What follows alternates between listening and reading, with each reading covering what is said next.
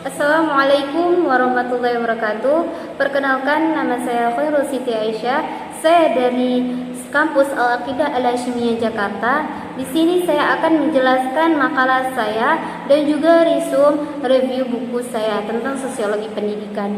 Baik, di sini pertama-tama saya akan menjelaskan tentang makalah saya yang berjudul Peran Guru di Masyarakat. Peran guru dalam masyarakat tergantung pada gambaran masyarakat, kedudukan, dan status sosialnya di masyarakat. Sebagai anggota masyarakat, guru berperan sebagai teladan bagi masyarakat di sekitarnya, baik itu kehidupan pribadinya maupun kehidupan keluarganya. Sebagai agen masyarakat, guru berperan sebagai penengah antara masyarakat dengan dunia pendidikan, khususnya di sekolah. Sudah kita ketahui bahwa di negara-negara maju seperti Jepang dan Amerika, biasanya guru ditempatkan pada posisi sosial yang tinggi karena perannya yang penting dalam proses mencerdaskan bangsa. Namun, keadaan semacam ini jarang dijumpai pada negara-negara berkembang, termasuk Indonesia. Di negara berkembang seperti Indonesia, rencana peningkatan status sosial para guru sebatas wacana, belum terrealisasi dalam pelaksanaannya. Berbeda halnya di negara-negara maju. Mereka telah menyadari bahwa hipotesis yang terbangun secara akademis yang menyatakan bahwa semakin tinggi pendidikan suatu bangsa, maka semakin cerdaslah bangsa itu. Dan semakin cerdas suatu bangsa, semakin tinggi kesejahteraannya. Hipotesis ini mereka jawab melalui usaha, yakni dengan memaksimalkan peran para guru. Sebaliknya, semakin rendah kualitas pendidikan suatu bangsa, berarti tingkat kecerdasannya semakin rendah, dan berarti bahwa tingkatan kesejahteraan bangsa itu semakin rendah. Dengan demikian, di tangan para gurulah nasib dan kesejahteraan suatu bangsa akan ditentukan. Itulah sebabnya bangsa yang maju memberikan status dan peran yang sangat besar kepada para guru. Sekarang, apa yang terjadi pada profesi keguruan? Harus diakui secara jujur bahwa sejauh ini profesi keguruan masih memerlukan pembinaan yang sungguh-sungguh. Busoni dalam Sutjipto mengemukakan bahwa ada 4 misi utama PGRI sebagai pembina profesi guru, meliputi yaitu misi politis atau ideologi, persatuan organisasi, profesi, dan kesejahteraan. Misi profesional sampai saat ini masih lebih banyak mengandalkan pemerintah. Demikian juga halnya dengan misi kesejahteraan masih perlu ditingkatkan. Sutjipto mengatakan bahwa guru sebagai jabatan profesional akan mempunyai citra di masyarakat apabila ia menunjukkan kepada masyarakat bahwa ia layak jadi panutan atau teladan. Masyarakat akan melihat sikap dan perbuatan guru sehari-hari, baik yang berhubungan dengan pelayanannya, pengetahuannya, cara berpakaiannya, cara bicaranya, maupun cara bergaul dengan siswanya, teman-temannya, dan anggota masyarakat, dan menjadi perhatian masyarakat luas. Peran guru di masyarakat juga tidak lepas dari kualitas pribadi seorang guru serta kompetensi mereka dalam bekerja. Penghargaan terhadap para guru akan sulit untuk berperan dan mendapatkan kedudukan sosial yang tinggi jika seorang guru tidak memiliki kecakapan dan kompetensi di bidangnya. Dalam perspektif perubahan sosial, guru yang baik tidak saja harus mampu melaksanakan tugas profesionalnya di dalam kelas, tetapi harus pula berperan tugas-tugas pembelajaran di luar kelas dan di dalam masyarakat. Hal tersebut sesuai dengan kedudukan mereka sebagai agen pembaruan, agen of change, berperan sebagai inovator, motivator, fasilitator terhadap kemajuan dan pembaruan dalam masyarakat. Guru dalam masyarakat adalah sebagai pemimpin yang menjadi panutan dan teladan bagi masyarakat sekitar.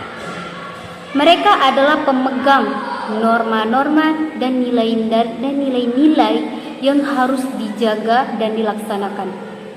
S.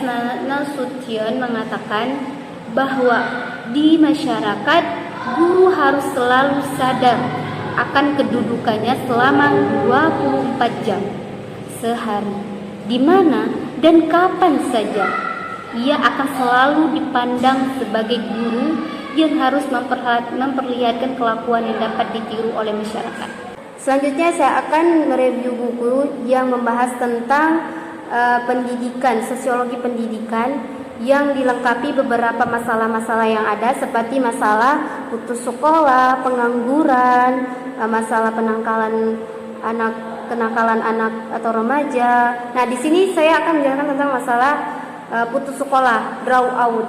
Nah, putus sekolah merupakan predikat yang diberikan kepada mantan peserta didik yang tidak mampu menyelesaikan suatu jenjang pendidikan sehingga tidak dapat melanjutkan studinya ke jenjang berikutnya.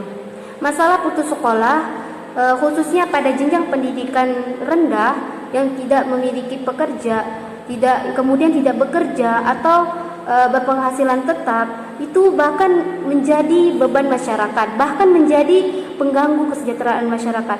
Hal itu diakibatkan karena kurangnya pendidikan atau pengalaman intelektual. Nah, masalah putus sekolah ini menimbulkan akses pada masyarakat, sehingga tugas kita semua. Ada 3 langkah yang dapat dilakukan para putus sekolah agar tidak mengganggu kesejahteraan masyarakat. Langkah yang pertama yaitu langkah preventif, membekali para peserta didik dengan keterampilan-keterampilan praktis dan bermanfaat sejak dini, agar kelak bisa diperlukan dapat merespon tantangan-tantangan hidup dalam masyarakat secara positif, sehingga dapat mandiri dan tidak menjadi beban masyarakat. Nah, contohnya seperti keterampilan atau kerajinan, jasa, pembengkelan, dan juga fotografi dan lain-lain sebagainya. Dan yang kedua yaitu langkah pembinaan. Nah, di langkah pembinaan ini kita memberikan pengetahuan praktis yang mengikuti perkembangan atau pembaruan zaman melalui pembimbingan atau latihan-latihan dalam lembaga-lembaga sosial atau pendidikan luar sekolah seperti LKMD, PKK, Karang Taruna, dan lain sebagainya. Dan yang ketiga yaitu